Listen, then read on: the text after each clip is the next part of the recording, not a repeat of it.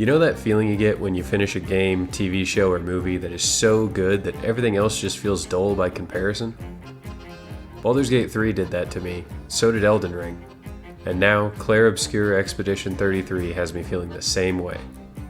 I'm not just talking about a game that's really good, I'm talking about a game that is damn near perfect in every way. Gameplay, 10 out of 10. Story, 10 out of 10. Soundtrack, 10 out of 10. Feat, 10 out of 10. When I first heard about this game, I won't lie, I did not have much faith in it. I thought adding real-time mechanics to a turn-based RPG was a cool concept, but the story seemed like something I couldn't get behind. A world where a magical being makes everyone that is older than a certain age die? It sounded like the plot of a dystopian teen novel. Then I saw Andy Serkis was one of the voice actors, and I immediately pre-ordered the game. Easily one of the best choices I have ever made, because my initial doubts could not have been more wrong. We're only halfway through the year, and I'm pretty sure we've already got our game of the year. If you haven't played this game yet, I'll stay spoiler-free for the first part of this video. Then I'm going to need you to leave and not come back until after you've finished it. This game is way too good to just have it be spoiled. Let's start with the presentation, because oh my god, this game is gorgeous. Every location you visit, you are met with some of the most breathtaking environments you'll ever see. It's so good, you have to take a second to do a cinematic slow pan to take it all in, or do a slow dramatic walk instead of sprinting just to appreciate the quality. The character designs are equally striking, and not just the playable characters, but all the enemies as well have such unique and interesting designs. Who knew the French aesthetic was so cool? Another thing that adds to the beauty of this world is the music that plays while you make your way through it. If you keep up with my channel, you'll know that I have said soundtrack and OST probably more than any other words. Soundtracks, soundtracks, soundtracks, soundtracks, OST, soundtracks, soundtrack, soundtracks, soundtrack, soundtrack, soundtrack, soundtrack, soundtracks, soundtrack, soundtrack, OST, soundtrack, soundtrack, soundtrack, soundtrack, soundtrack, soundtrack, soundtrack, soundtrack. Safe to say I am a sucker for a good OST. And boy does Expedition 33 have a good one. I've had it on repeat for weeks now. If you've liked the music you've heard so far in this video, it's all from the soundtrack, and it's all this good, so you're in for a treat. Each of the characters are amazing both on the character front and the gameplay front. The voice acting in this game is some of the best I've ever seen, or heard, I guess. This stacked cast really brings these characters to life. When it comes to battle, they all have fun, unique combat mechanics and build possibilities. You'll want to use all of them. Not to mention, you want to have all your favorite buddies in your party at all times. It's a shame the party size is limited to 3. While we're on the topic of gameplay, god damn that shit is fun. Learning the parry timings for each enemy, or just mashing dodge and hoping to survive. All the abilities to learn, Pictos and Luminas to use, and big numbers to see. From start to finish, this game is a blast to play. Lastly is the story, the thing I was most skeptical about. The world building is so well done, it becomes easy to get behind the story. You become so invested in each of the characters that you don't care how wild or outlandish things may be, you just want to see what happens to them.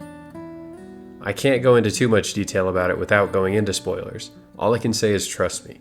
I had no faith in it going in, but by the time I reached the end, I was almost in tears at how good it was. Alright, that's all you get for spoiler-free stuff, so this is your final warning. Get out of here. Quick! Get out! Get out of here! Now that they're gone, we can go into more detail. The first thing I want to talk about is that story. It hits the emotions hard right off the bat. Starting off with the gommage is so smart. You would think seeing a bunch of no-name characters get Thanos out of existence wouldn't really be that impactful. But just in the few minutes you've had to explore Lumiere, you really get a feel of the weight of this moment. Then there's Sophie, a character whose death serves as a primary driver for our protagonist. She could have been Gustav's wife, who he's known his whole life and loved more than anything, but the writers took it in a different direction. She's an ex-girlfriend, but not one that Gustav hates. Actually, it's the opposite. We pick up on the fact that they broke up for practical reasons, but they still have feelings for each other. When the paintress writes that big 33 on the monolith, we see the gommage unfold, while this gorgeous and heart-wrenching song plays. Sophie is gone, and Gustav takes it hard. He's left only with the thought of how things could have been different, how he could have been with the woman he loved if it weren't for the Paintress, a cruel god that kills hundreds of innocent people every year. And for what? On the eve of the expedition, the other citizens of Lumiere celebrate. They feel they have no power in stopping the Gommage, so they try to celebrate the memory of those they lost rather than mourn them. But Gustave is too overcome with regret and sorrow to join in the festivities. So now we know the expedition's goal, to kill the Paintress, and more importantly, we understand it. We see the pain caused by the Gommage. We see the clock quickly ticking down. Children such as Gustave's apprentices will barely live to see adulthood. So, Expedition 33 sets sail, willing to do whatever it takes, willing to risk their own lives for those that come after. And that's just the prologue. If I talk about every moment in the story, this video would be 4 hours long, so I'm just going to touch on the moments that I most want to talk about. After finding a mysterious message at the rally point, Gustave wants to try and find Maëlle, while Lune is more concerned with completing the mission. This leads to a heated argument between them at camp, and it's one of my favorite cutscenes in the game. Charlie Cox and Kirsty Ryder really get to show off their voice acting talents here. Gustave and Lune have a clash of ideals. Lune is trying to look at the situation from a logical standpoint. They need to rest, approach with caution, and keep in mind that the mission should take priority over everything else. Gustave is letting his emotions cloud his judgment, but it's hard to blame him at this moment, given everything he's just been through. He is clinging to the idea that Maëlle is still alive so desperately because it's the only thing worth living for. Earlier, after the massacre on the beach, Gustave lost all hope. He had just seen all of his friends and allies get eviscerated without even putting up a fight. He was the only one left, and he felt like there was no chance he could complete the mission. So he decides he'll join his comrades in death by taking his own life. But he isn't alone. You do that, we both die. While Lune convinces him to keep fighting for now, Gustave still isn't hopeful. He keeps going, but reluctantly. That is, until he finds evidence that Maëlle might still be alive. He feels as though his friends sacrificing themselves to save him was a waste, but not if he can save Maëlle. He not only wants to find her, he wants to take her back to Lumiere. Lune is upset by his willingness to abandon the mission, and Gustave replies with, Oh, fuck the mission! Fuck the mission, Lune! His outburst causes the surrounding area to grow dark. She reminds him of their shared belief that the future of Lumiere is more important than any individual life. She asks if he still believes that, and he says, I hope I do. And the light returns to normal. Their divide is resolved for now. It's clearly shown to us through this argument just how much the mission means to Lune. And not just Lune, but likely all the other expeditioners and the people of Lumiere as well. The Paintress must be stopped. If not this year, then next year. If not next year, then the year after that. At any cost, they have to stop the senseless killing. For the futures of everyone they know. Gustave also believes this. He just so badly wants to save Maëlle that he let his priorities get out of order. This cutscene does such a good job of restating the importance of the mission, because a lot of players, myself included, probably sympathized with Gustave's desire to save Maëlle over completing the mission.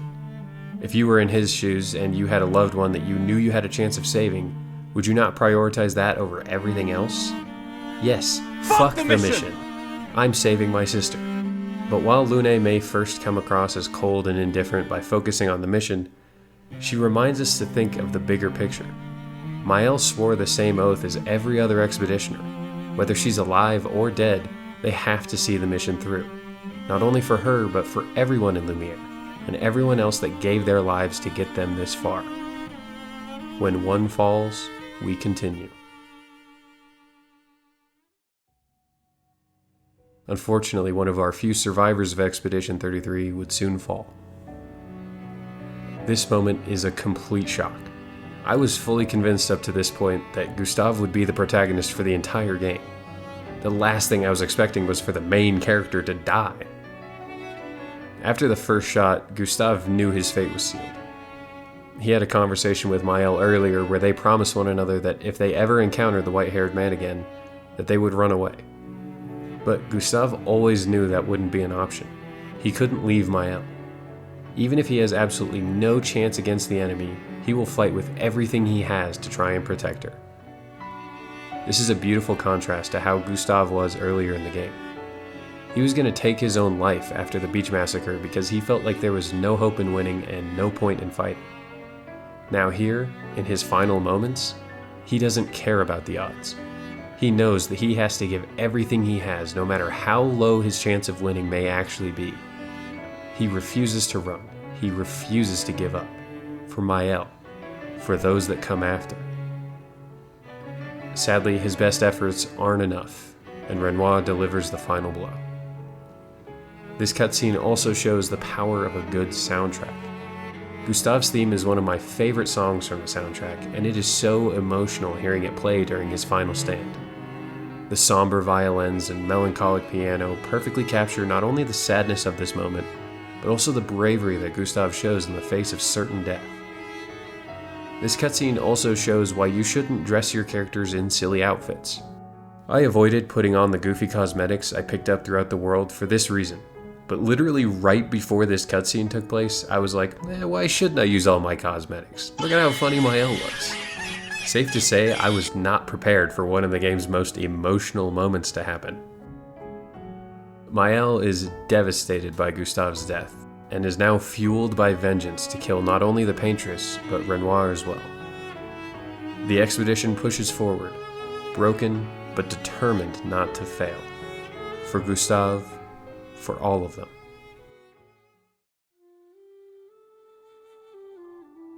After the expedition succeeds in killing the paintress, they return home to Lumiere, celebrated as heroes. They did it. The threat is gone. People can now live as long as they like, and yet, it feels bittersweet. Before long, everyone starts getting gommaged, and as we experience the end of Avengers Infinity War, the game ends. But not really. In an epilogue, we learn what's really been going on. Lumiere, as well as the rest of the continent, isn't real. It's a painting, painted by Verso, the real Verso. The Desandra family has the ability to create paintings of real worlds and go inside them. This revelation blew my mind. It's clear all through the story that there is more going on in this world than we're being shown, but we're never able to tell exactly what it is. This reveal ties together all the loose ends, as well as adding a whole other layer of depth and beauty to the story. What the story is truly about is a grieving family, and how they try to cope with the loss of a son and brother. Death is a concept that is hard to wrap our heads around. When you lose someone that you love, it's hard to come to terms with the fact that you'll never see them again. People deal with this in their own ways. Some mourn, some celebrate their memory, and some refuse to accept it. Aline is one that can't accept it. She hides away in Verso's canvas because that's all that's left of him. And in the canvas world, he's still alive. Renoir is also grieving the loss of his son, but he's lost more than just his son. His wife can't move on, and is desperately clinging to this canvas. Clair has become obsessed with getting revenge on the ones who caused the fire. And poor Alicia, who only survived the fire thanks to Verso's sacrifice, is left scarred, and is blamed by her mother and sister for Verso's death. The family has been utterly shattered by the loss of Verso, and in the canvas world, we've been seeing the effects of that. Maël remembers who she is, and paints herself back into the canvas. Renoir has finally rescued his wife. Now he wants to make sure his daughter returns safely so he can erase the canvas to prevent any further trouble. But Maël doesn't want to leave. She remembers her life as Alicia, but she also remembers the 16 years she spent as Maël.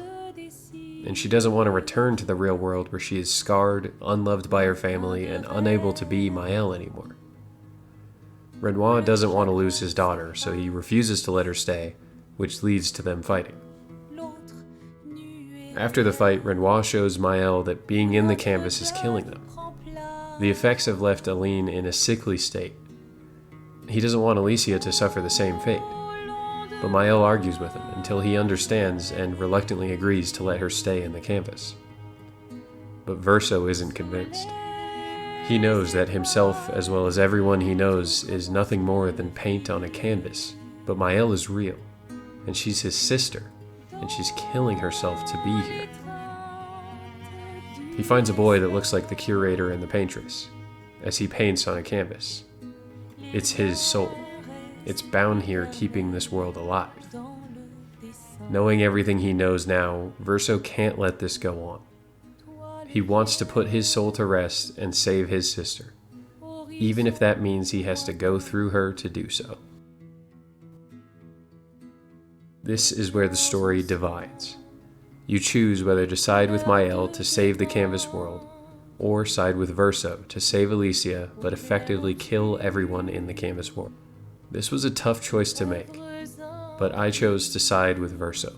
I understand why Mael feels that she isn't leaving much of a life behind in the real world, but Verso says it best. You're Mael. No matter where you are, you don't need this canvas. The cool thing about this decision is that even though you've been playing as Verso, you aren't making this choice as Verso. He's already decided. You're choosing whether you agree with him or not. It makes sense that he wants to put his own soul to rest. He also knows the strife that this canvas has caused his family. The whole reason he joined the expedition in the first place was to free his mother. So it only makes sense that he would want to spare his sister from the same fate. Even if she doesn't want to go back, he can't just stand by and know that she's killing herself to stay in this fantasy world. He makes the hard choice for her. Life keeps forcing cruel choices.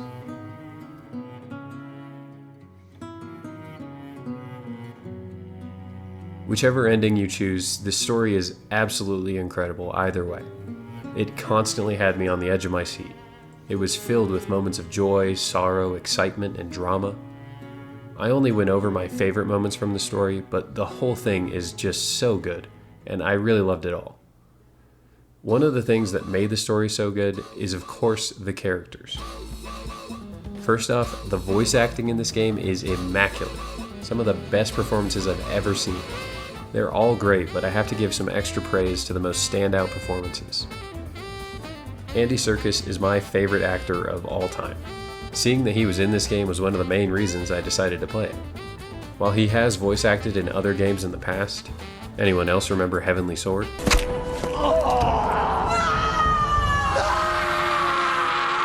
Kill her. His performance in Expedition 33 was truly exceptional. I can't say I'm surprised when your voice sounds like this. This is all you have left of your son. Destroying it won't bring your wife back. But I'd be lying if I said I didn't get excited every time I saw Renoir. The other two performances I want to highlight are Ben Starr as Verso and Jennifer English as Mael.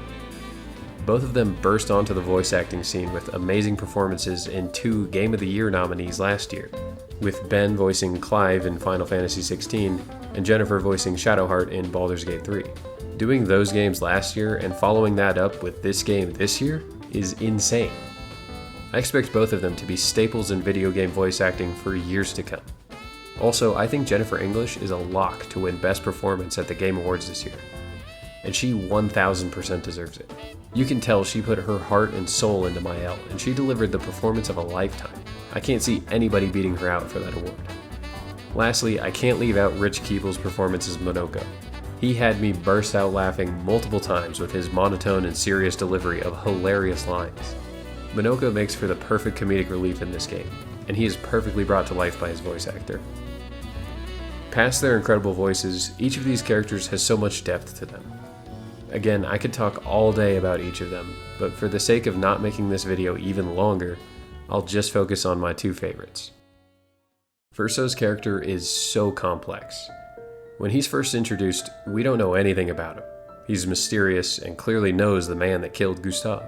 But as the story progresses, we learn more and more about him. He used to be an expeditioner. He's Renoir's son. The paintress is his mother. Then we find out he isn't even the real Verso.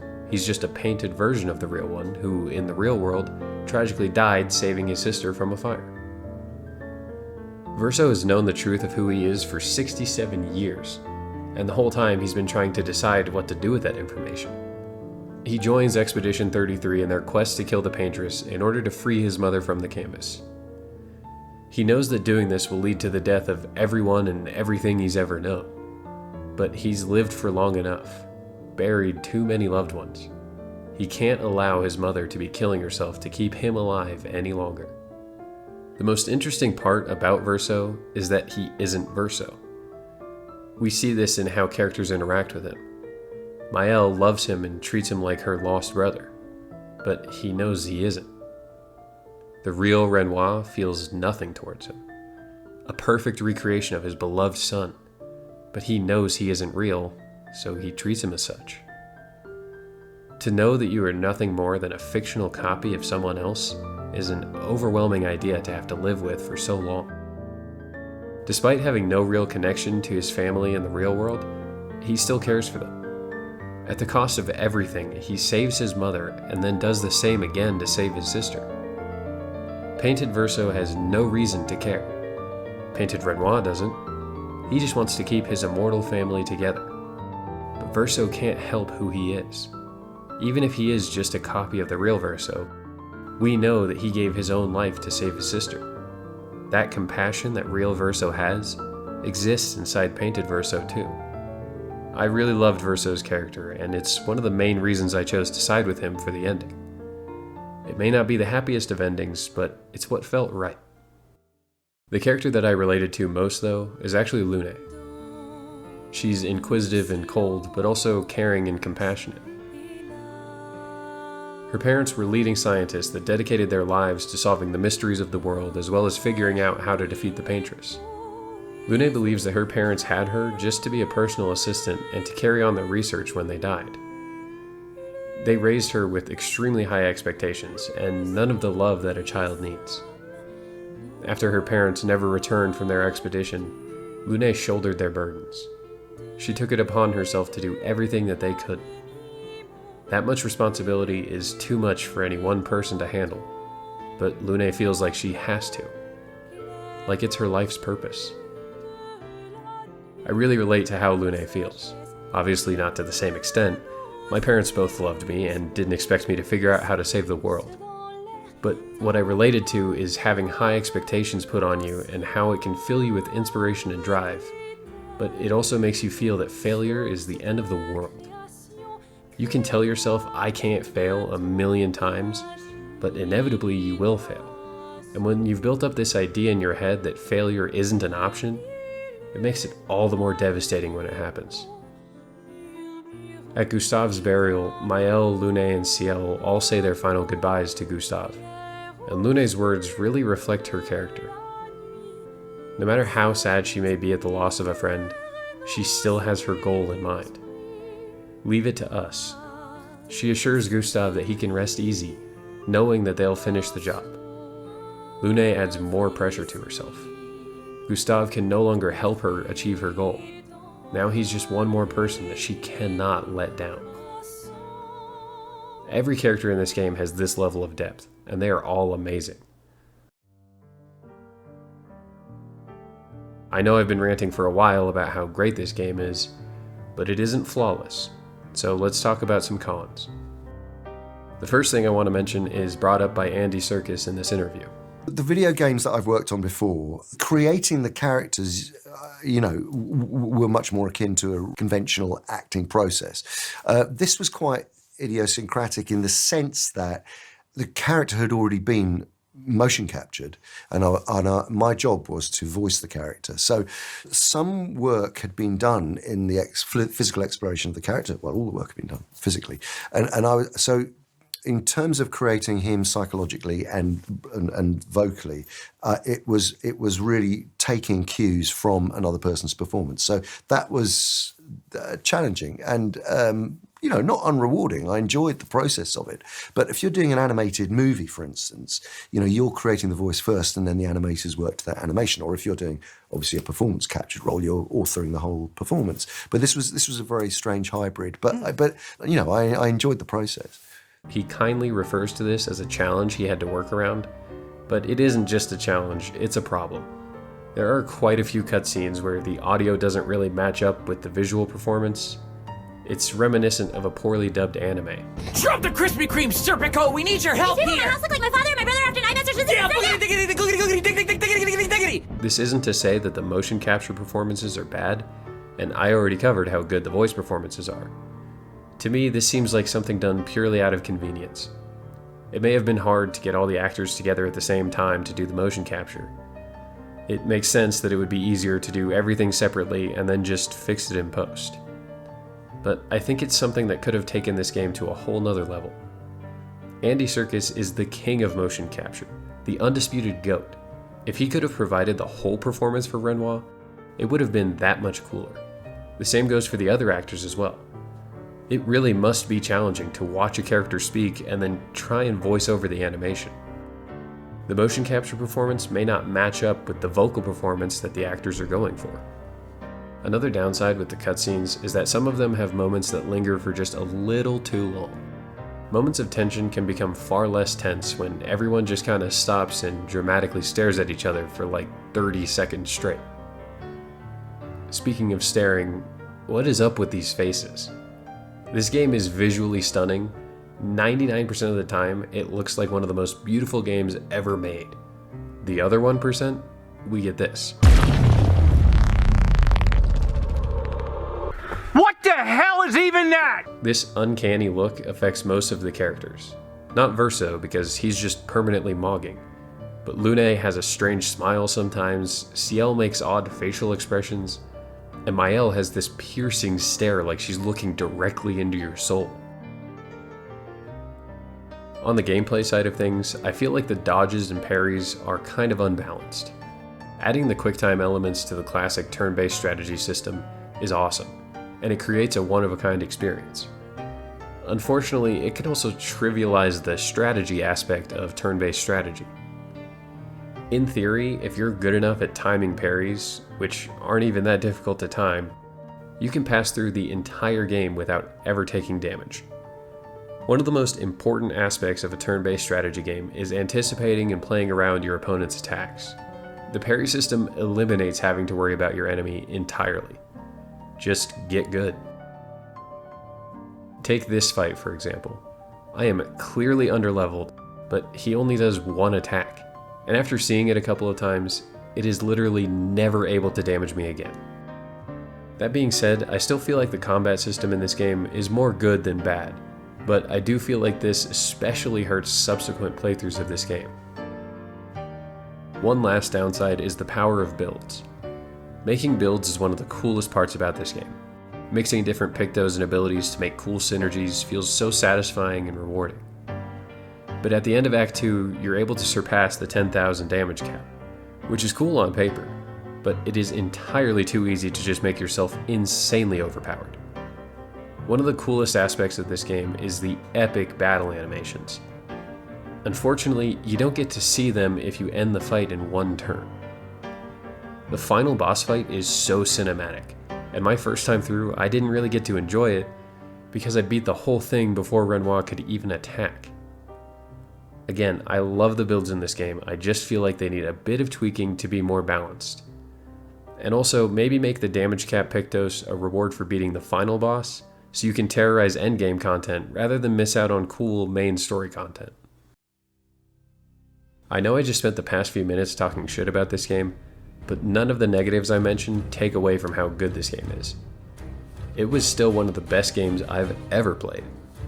The gameplay is groundbreaking and just so much fun, the visuals are absolutely breathtaking, and any game with a soundtrack this good is always going to amaze me. This game makes me so excited for the future of video games. Seeing a small studio pour their heart and soul into a passion project and watching it bloom into something this incredible is so inspiring. It's a reminder that great games don't just come from big budgets or established franchises. They come from vision, original ideas, risks. They come from a team that dares to dream a little bigger and make something truly original. Expedition 33 proves that the future of gaming isn't just alive, it's flourishing. And if this is any indication of what's to come, then we could be standing at the edge of a new golden age for video games, and I can't wait to see what comes next.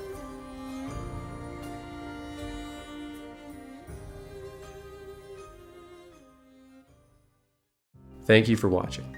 When I first decided to make a video about this game, I was thinking of a quick little review, maybe about 10 minutes long. Then I started writing, and I just couldn't stop. If you have made it this far, then you must really like this game too, so please let me know your thoughts about it in the comments. Leave a like if you enjoyed, and subscribe if you want to see more videos like this. Thanks again for watching, and I'll see you in the next one.